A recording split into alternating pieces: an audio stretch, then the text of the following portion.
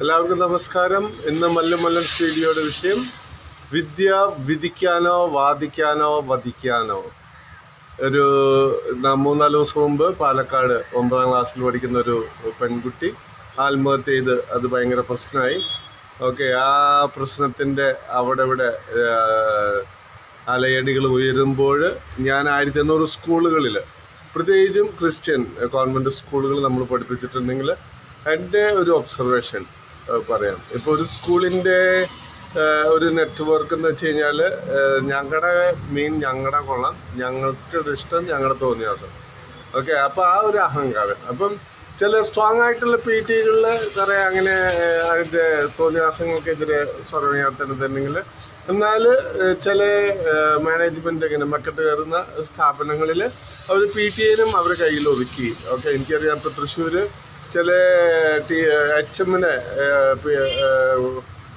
ജയിലും കൂത്തും കോടതിയൊക്കെ ആയിട്ട് അങ്ങനെ വട്ടം കറക്കുന്നുണ്ട്. ഓക്കെ, അപ്പം നന്നായിട്ട് പഠിക്കുന്നവർ ഒത്തിരി പേരുണ്ടെങ്കിലും അന്ന് അമ്മക്കെട്ട് കയറാനായിട്ടുള്ള ഒരു പ്രത്യേകിച്ച് മാനേജ്മെൻറ്റ്, പ്രത്യേകിച്ച് കന്യാസികൾ നടത്തുന്ന ഇതുകൾ മിക്കതിലും പല പ്രശ്നങ്ങളുണ്ടാകാറുണ്ട്. ഇപ്പം അന്ന് ഒത്തിരി പിള്ളേർ ആത്മഹത്യ ചെയ്യുന്ന ഒത്തിരി പിള്ളേർ, എനിക്കറിയാം ഇരിങ്ങാലക്കുട ഒരു CMC-കാരൊരു കോൺവെൻറ്റ് സ്കൂളിൽ പല കുട്ടികൾ കെട്ടിടത്തിന് മുകളിൽ നിന്ന് ചാടിയിട്ടുണ്ട്. പക്ഷെ ഇതൊന്നും പുറത്തു വരുന്നില്ല. ഇങ്ങനെയുള്ള വാർത്തകളൊന്നും പുറത്തു വരാതെ അവർ ഒതുക്കിക്കൂട്ടി അവസാനിപ്പിക്കുമ്പം ഇത് പിടിച്ചു നിൽക്കാൻ പറ്റാത്ത പിള്ളേർ വിധിക്ക് എന്താ പറയുക, ചിലർ ആത്മഹത്യ ചെയ്യുന്നു, ചിലർ ഓടിപ്പോകുന്നു, ചിലർ സ്കൂള് വേണ്ടെന്ന് വയ്ക്കുന്നു.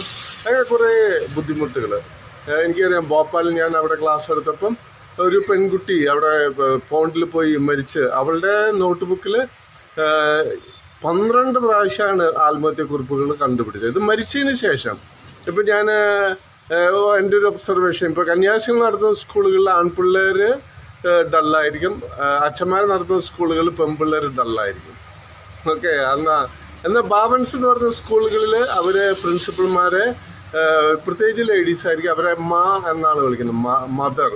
ആ ഒരു വാത്സല്യം, ആ ഒരു ഇതും നമുക്കവിടെ കാണാം. ഓക്കെ, അപ്പം പ്രത്യേകിച്ച് ഈ കത്തോലിക്ക മിഷനുമാർ ഇതിങ്ങനെ ചെയ്യുമ്പം, ഇപ്പോൾ അങ്കമാലി അടുത്ത് 2-3 വർഷം മുമ്പ്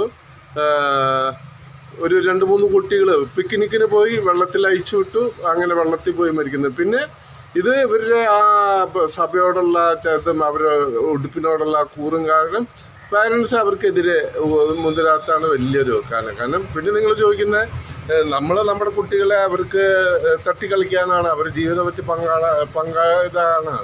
ഇപ്പം ചാലക്കുടി അടുത്ത് ഒരാൾ